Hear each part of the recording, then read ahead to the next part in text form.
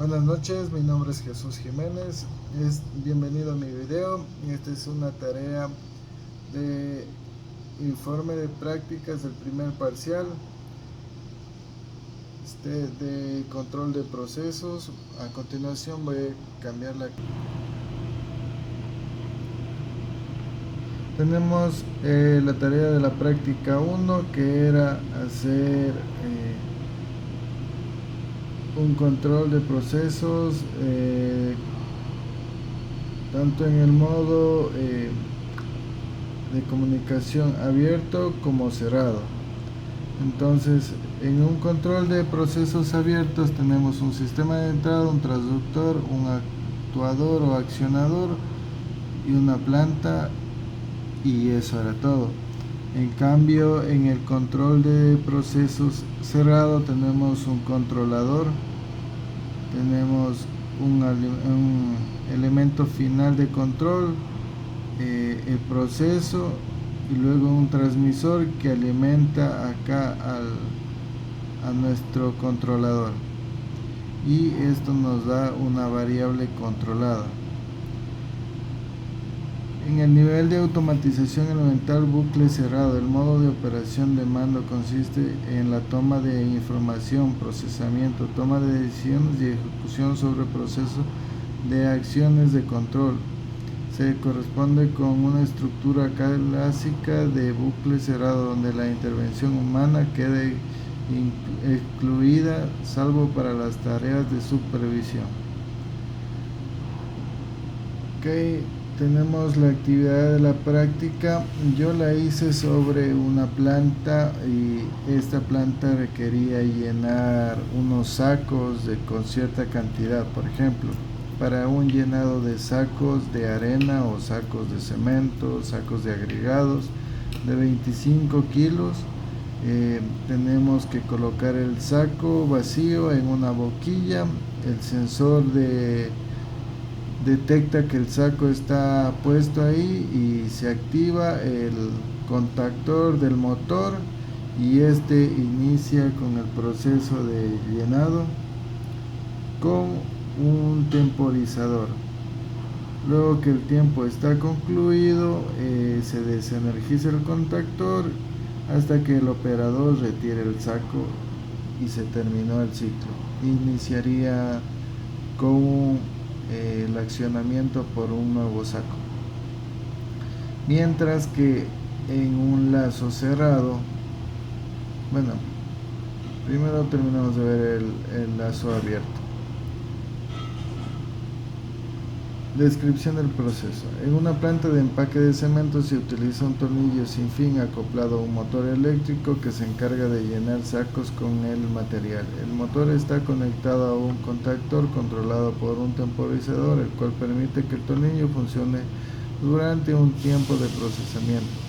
El llenado se realiza solo por tiempo, sin medir el peso del saco ni corrige la cantidad de material. Acá tenemos la entrada del sistema, el tiempo de funcionamiento del temporizador, por ejemplo 10 segundos por saco.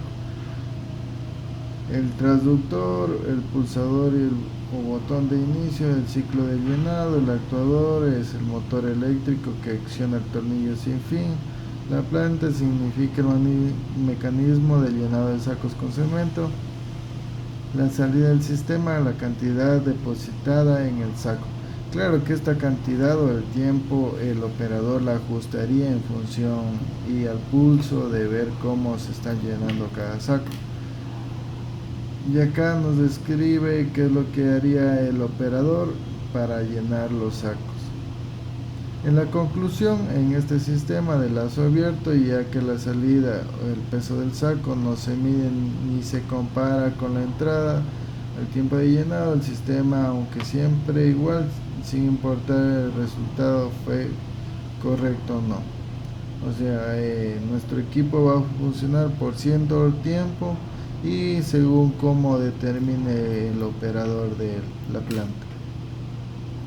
Mientras que en un sistema de bucle cerrado vamos a tener un pesómetro que va a pesar cada saco y va a arrojar una señal de 4 a 20 que la tomará un PLC, y ese PLC hará una rampa de aceleración para nuestro tornillo sin fin, y este tornillo sin fin, una vez que el peso se acerca al 80 o 90% de lo que va a llenar en el saco, se bajaría la velocidad para terminar con un peso exacto de nuestros sacos. Entonces tendríamos inicio, se coloca el saco en la boquilla, el sensor detecta el saco, el PLC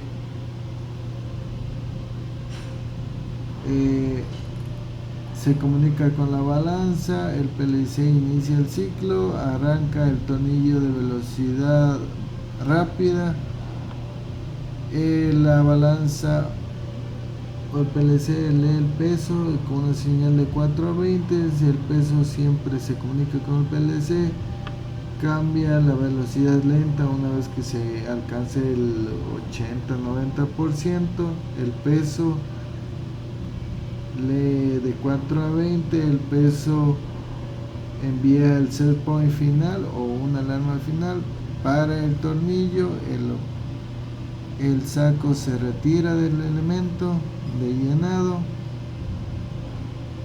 el peso se verifica y se retira el saco y se terminó. Entonces en este bucle se va a tener un mayor control de peso para siempre tener un saco lleno.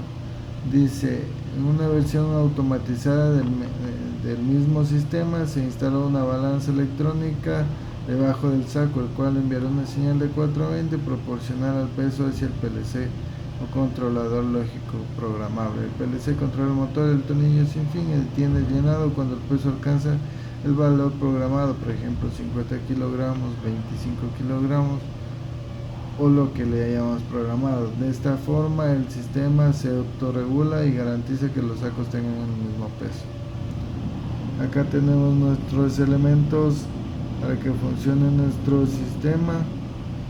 En la conclusión, en este sistema de lazo cerrado, ya que la salida o el peso real del saco se mide continuamente y se retroalimenta al controlar el PLC, que actúa para mantener el peso dentro del valor deseado. El sistema corrige automáticamente los errores, logrando un llenado más preciso y eficiente uniformemente.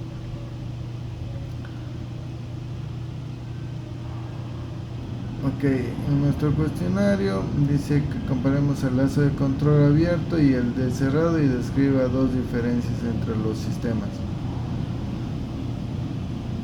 El lazo cerrado depende de una señal de referencia o retorno de información, el control automatizado de procesos industriales. Lazo abierto, menor costo de instalación, el control no tiene efecto en la acción terminada. Yo creo que más sería la aplicación en nuestra planta, porque si necesitamos o se nos hace más fácil o sería utilizar un lazo de control abierto y nuestro proceso no es tan riguroso, lo podemos utilizar porque al final es de menor costo, mientras que un lazo cerrado ya implica un PLC o un sensor que tome los datos más exactos para que nos retroalimente nuestra información. Recomendaciones: se recomienda emplear simbología para garantizar claridad y uniformidad en los diagramas. Además es importante identificar correctamente las líneas de conexión y definir los tipos de señales, lo que mejora la comprensión y presentación técnica del sistema de control. Al elaborar los diagramas se debe mostrar de forma precisa la estructura de los lazos abiertos y cerrados, indicando los ejemplos que intervienen la presencia o ausencia de retroalimentación. Es recomendable mantener los diagramas bien organizados y documentados utilizando etiquetas, títulos y leyendas sobre el uso de colores y capas, facilita la identificación de las partes del sistema y contribuye a una presentación más profesional y clara del trabajo.